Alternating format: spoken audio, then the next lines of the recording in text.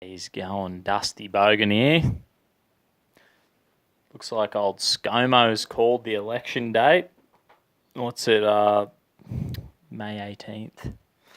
So it should be good. I was reading a good article about it, and they're like, we won't campaign on Good Friday, Easter Sunday, or Anzac Day. We'll leave the politics out of it. Let the people enjoy their time off. It's like, yeah, we're fucking drowned in stupid political people. Do you know what I mean? And politics. Does anyone ever get sick of just the idea that everything constantly needs to change? Like, yeah, sure enough, like, if you have a business or if you're like, generally in life and you're like, oh yeah, that's a good idea. We could improve that. That would make this more efficient. Or, the free market, there's more competition. You're like, oh, that company is doing that service a lot more cheaper and better quality, whatever. But politicians, it's like reinvent marriage, reinvent family, reinvent the way people talk, use, the reinventing everything. And, it's like, I really think it's like this. It's like they have to change all this stuff all the time. It has nothing to do with saving us money, giving taxpayers better value for money, or, cutting waste, any of that. It's like, all it is like, because of that stuff, that was happening, we'd all be like, yeah, that's great. Good job. But they're not. What they're really doing, it's like, we don't actually really require things to be changed so much. So they have to constantly change things just to be like, see, we are doing something. It's justification for their jobs. You know what I mean? I think there's too much change. It's not really helping. You know what I mean? I kind of like the idea of when you and I think the Liberal Party has kind of done it in a way. They're just like, just let the free market, just let the good people who we kind of have faith in the people, let the free market work. You know what I mean? And they've kind of done that, but then you've got, and it's a weird thing that we've seen Malcolm Turnbull and the weirdness of bringing in the gay marriage, which has caused us so much other radical change, which we never thought was going to happen. And that's the biggest problem when, if Bill Shorten gets in, how many things are we going to change? Oh, Billy, $3 bill. There's going to be so many changes. It's like, he'll be like, everyone, triangle wheels on cars is the future. And we'll be driving around like potholes in the road and just fuck everything. We'll be like, we're reinventing the wheel. You know what I mean? And, I've seen, there's like, at the moment, the biggest issues I have at Labor Party, he's like, we want to fund abortion, so abortion would become part of the public health care system. I think at the moment you go to your GP, you're like, yeah, I'm thinking of having an abortion. I don't want this baby. I'm pregnant. Okay, they give you a referral to a private clinic, and then you have to pay for the abortion. That's how it's currently done, pretty sure. So Bill Shorten's like, there's a big issue with abortion, and we want the fucking public healthcare system to provide the abortion. Which I think it's way going. It's overstepping it, man. Like, they've already, in Queensland, they already bought in, like, it's pretty much full-term abortion. Jackie Trout and Anastasia Palaszczuk, they're like full goblins. They're goblins. They smell like sulfur. I think they have green-looking skin. Same with Bill Shorten. He is a sulfur-smelling man. He just smells like he crawled out of the pit of hell. I reckon he's freaking just wants to kill babies. He's a weirdo. But yeah, he wants... So I think there's a big problem. What about doctors and nurses who are like, hang on a minute, they're not going to want to have to do this stuff. And then taxpayers. At the moment, I'm like, hey, look, I fucking don't like the idea of abortion at all. I think we put responsibility, and there's a better way to do it. Adopt the baby, use safe sex, put the kid in foster care. Plenty of other options. But you kind of feel a bit better when you know you're tax-paying dollars. You can't opt out of paying tax, can you? You can't opt out. So what they do with our money is, I feel better not paying my tax money going towards abortions. Do you know what I mean? So I think Bill Shorten, he's like, we're going with the times, man. Everyone wants, everyone wants full abortions. I'm like, hey, Billy, I don't know if they really do. Okay? I think you're going too far, bro. I think he's gone too far. And people aren't, I think all taxpayers should be like, hang on a minute, we don't want that. We've got Tasmania. They're trying to pass a law. I got an email. You know, Kirralie Smith, she sent an email out to everyone. It was like, Tasmania is trying to pass some law, and it was like remove gender off birth certificates.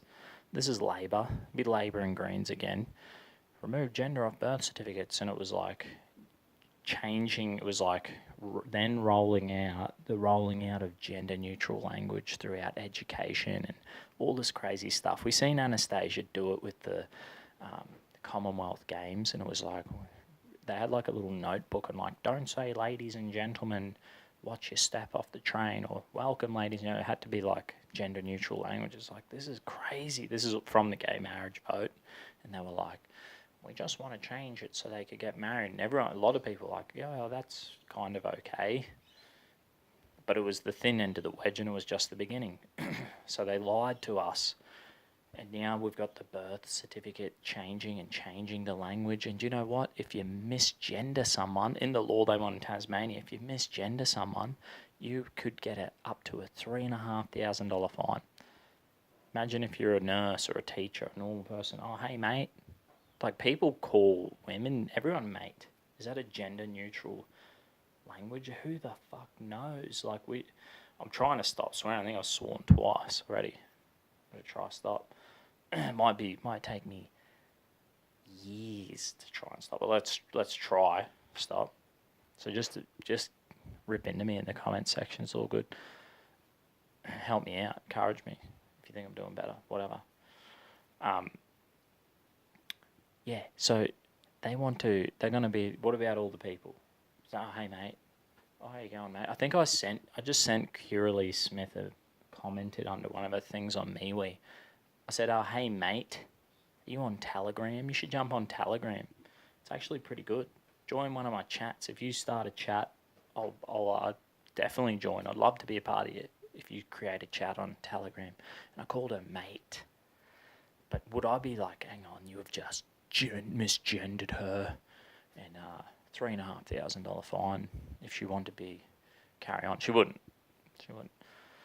So it's out of control. And then you've got, I think it's South Australia, Western Australia wanting to bring in euthanasia. And it's always the thin end of the wedge. You got to remember, it's like the gay vote. They're like, oh, the gay vote, it's only going to be this. It was the thin end of the wedge. Now we've got all this other shit. They bring in we legalised abortion. We're like, oh, someone was like, oh, yeah, okay, within reason, it's, maybe she got raped, or maybe the baby's going to kill her, maybe the baby's going to die or be deformed.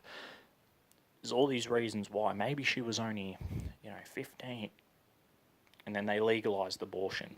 And maybe at the start when they first legalised, it was like, only up to the first 12 weeks. Now years down the track, we've got full-term abortion. So this is the thing. It's the thin end of the wedge, and you look at Western Australia, they go, yeah, we want to bring in euthanasia. This is another Labor Green thing. We want people to be able to have assisted suicide, and it's the start of it. It's like, look, I was in hospital. You see a dude going into palliative care, and they ain't going to be getting any better.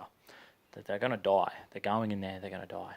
At the moment, you know what? There's probably good pain relief, and they're probably bringing in their family, and maybe a chaplain, maybe a psychiatrist, maybe give them a bit of comfort and support, maybe So we've probably got a pretty good system, but they want to bring in more, help these people tap out if they're in palliative care. And then, we go, oh, that's quite reasonable. But you got to remember, like the gay vote, it's only the beginning. It's only the beginning. And I reckon, the full where it could lead, it's like, congratulations, Dusty, you're now 65, you can get the pension, or you can get the green injection. You can euthanasia yourself, and so you're no longer a burden on the taxpayers of Australia, and you can sell all your property and give your inheritance to your children, or donate it to the fucking Labor Party. Do you know what I mean? To the abortion clinics, killing more babies. That's probably where it could end up. And you're like, well, not necessarily, Dusty. Well, here's the thing. This is the reason why. And we're going a bit off top here, but anyway, this is the reason we've got to be careful not to vote in fucking Labor Greens. Because these social issues, every social issue, it's like this. Okay, the gays won the vote. Okay, now the gay community's like, hey, we can now look at politics. We're satisfied with that. We've got our gay marriage. I might actually vote for the Liberal National Party or Libertarian Party, or maybe a bit more of a nationalistic party, maybe One Nation. I think I like the policies. And they start looking around, the gay community's like, yeah, we've got that. We're happy now. I'm going to vote for another party. I don't need the Greens and Labor anymore. So what does the Labor and Green Party like? Crap, we're going to lose them. We're going to lose our safe, guaranteed voters that we've always had. We need to keep pushing the envelope. We need to invent more things so that's the nature of them, to retain the little demographic of guaranteed voters. It's kind of like, it's like identity politics. They have the gays and the Aboriginal, maybe it's like, we're protecting the Muslim, or we're doing this. The the feminists, that's why the abortion thing's going. So they'll be like, they've carved up little issues, whether it's gay, abortion, euthanasia, mass immigration. They're like, hang on, we want mass immigration. Maybe the Muslims or someone, like, they want more immigration. They want more. They're like, oh, we moved here and I actually kind of liked Sharia law. Man, if we get more Muslims in, we could bring in a bit more Sharia law. So the Labor's like, we'll give you that. Labor Greens like, we're the party for you then. Vote for us. And they give them one little bit. And they're like, oh, crap. The Aboriginals, they want to change the date. Oh, okay, well, we'll get that for them. We'll keep fighting. But if they get that, they'll be like, crap, what's the next thing? If we don't give them something else, we're going to lose them. They're going to go look to the Liberal Nationals or One Nation or Liberal Democrats or the Australian Conservatives or Clive Palmer. They'll go elsewhere. So they're like, no, we've got to do something. We've got to keep pushing the envelope. We've got to change the flag. We've got to change the national anthem. You know what I mean? So it's like, instead of being like, you kind of like the One Nation, Clive Palmer, Liberal Democrats, any of the alternative parties, even the Liberal National Party, it's way, way better. A bit more common sense, and they're looking at, instead of little, well, here's your little subcultures, here's your cultural, here's our little groups, and we're all tapping our little wedges in and driving our little identity politics groups. Instead of that philosophy, that kind of politics, which is generally pushed by Labor and the Greens, well, it is. That's the political game. It's like, appeasing carving everyone up to the little demographics. Instead of that way of doing it, look at the right wing side of the political spectrum, and generally it's like, hang on, we're Australians, we're all one nation. It doesn't say Aboriginal people, Muslims, Hindu, Buddhist, Christian, atheist, black, white, fat, thin, gay, straight.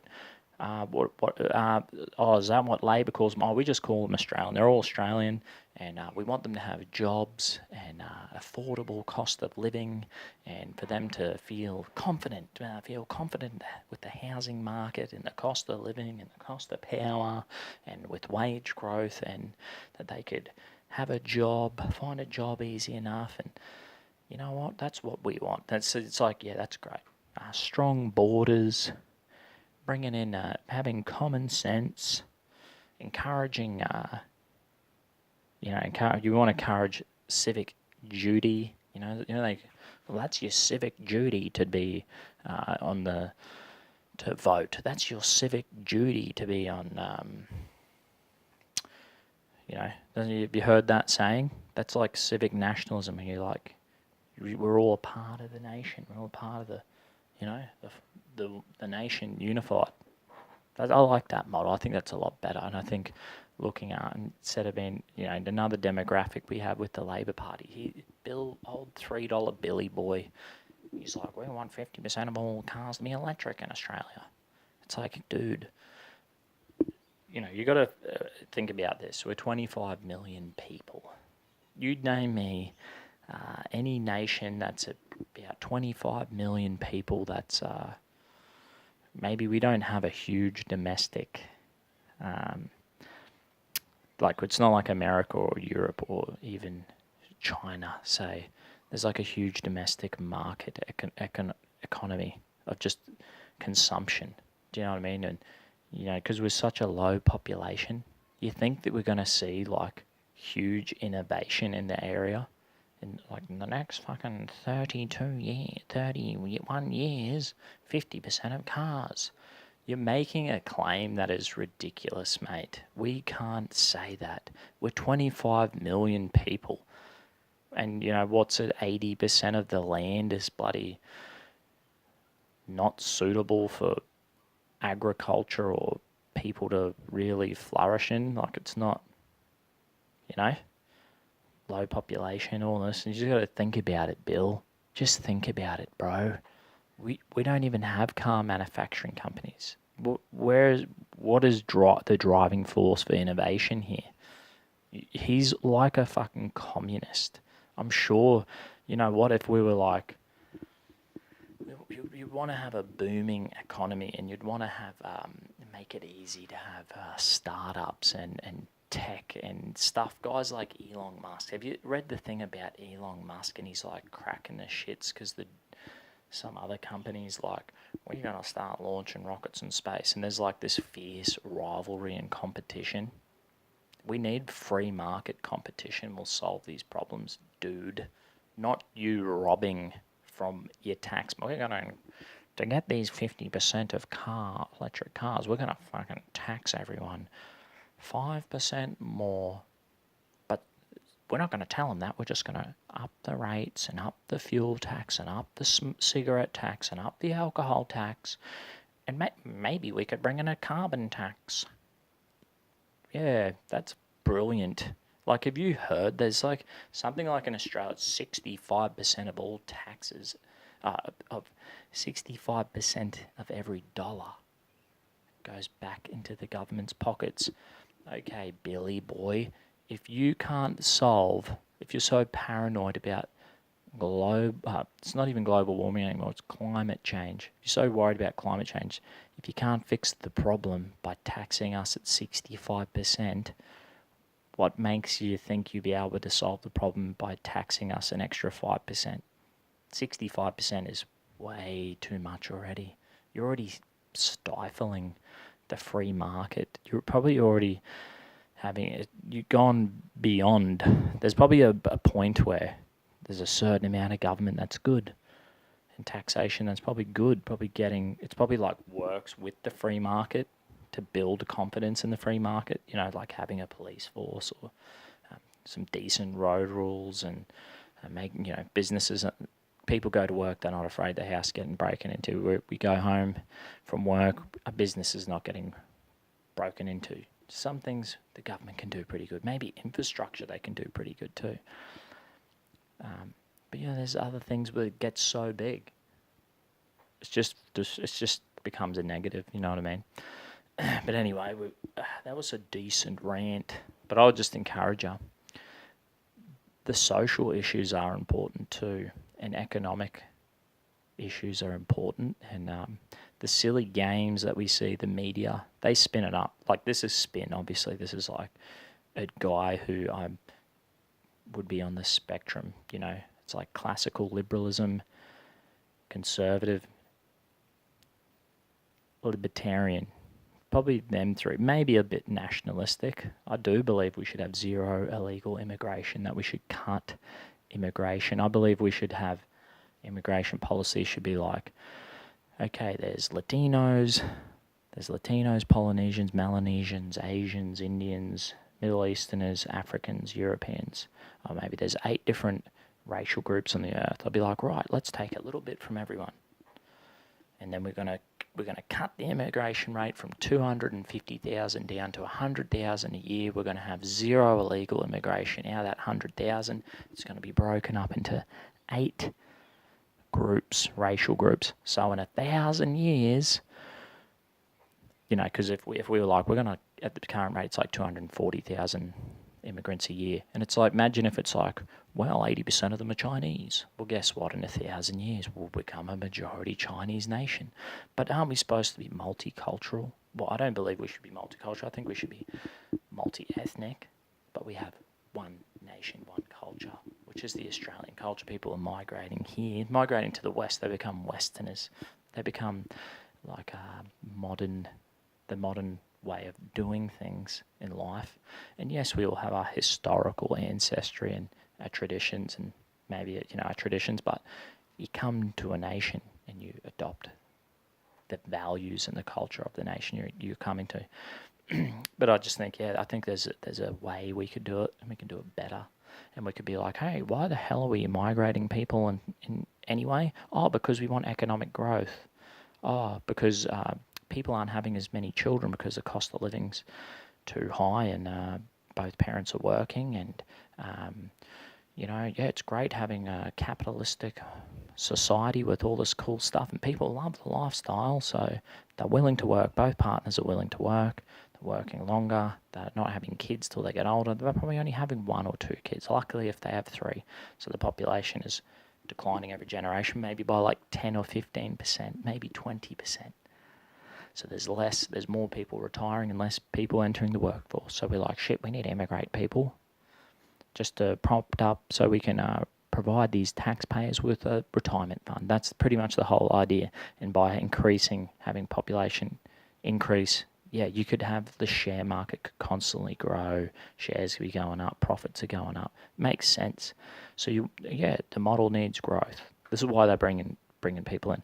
But why don't we have a balanced, where we're saying, how about we encourage families? How about we encourage natural growth? Because you could have natural growth. You don't just have to have immigration growth. You can have natural growth. Do you know what I mean? So that's my ideas around immigration. I think that would be good ideas. I think ScoMo's doing a better job. They've spoken about infrastructure. Hey, the infrastructure's choking. It's turning into bottlenecks. We can't just keep importing people to live in traffic jams.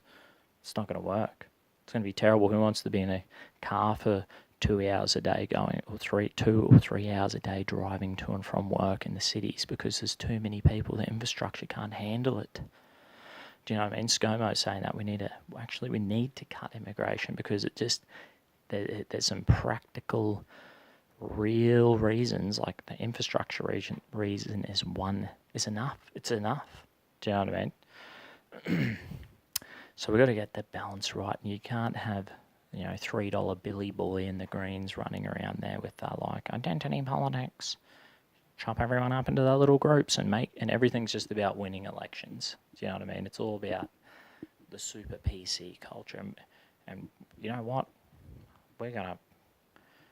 You can't say or do that. It's so weird the way they are. I just encourage you, wherever your electorate is and whoever you're voting for, I would put the Greens absolutely last and Labor last. Don't even put them on there. If you can fill it up with any of the alternative right-wing parties, and Liberal Party. Yep, do that. And I think we're going to get a bit more common sense and good governance and value for money and a better economy and more confidence. And it's been pretty good the last 8 years, so it hasn't been bad, has it? It's been decent. So there's always more room for improvement. I don't think Bill Shorten and the Greens, I don't think they don't have the answers. I think Liberal National, One Nation, Australian Conservatives, Liberal Democrats. Look, Fraser Anning has a party. I've interviewed Fraser Anning. I think he's a decent enough guy. I think he's been a bit like Roger Stone. I think he watched that Roger Stone, that Get Me Roger Stone, the bloody show on Netflix. Watch that. I think Fraser Anning watched that and he was like, I'm going to play the media machine. I'm going to get free coverage. I'm going to stir the pot and say things to get attention so I can launch my party and everyone will know who I am. Maybe he just played the game like that. Maybe that's what, you kind of got to do if you're like, I'm starting a party and you don't have many funds and you got to be a bit cunning. Maybe he's like, stuff it, might as well. What do we got to lose? We got no money, no funds. We need to use the mainstream media to our advantage to get us free advertisers, like what Donald Trump did during his election. He spent 20% of what Hillary did and got way more coverage because he was just mainstream media just covered him all the time. Could have been a bit cunning like that. Anyway, it doesn't matter. Any of the... so you know what to do. And I hope you've, enjoyed my rant. And maybe count how many times I swear. I'm going to try to stop swearing. Cheers,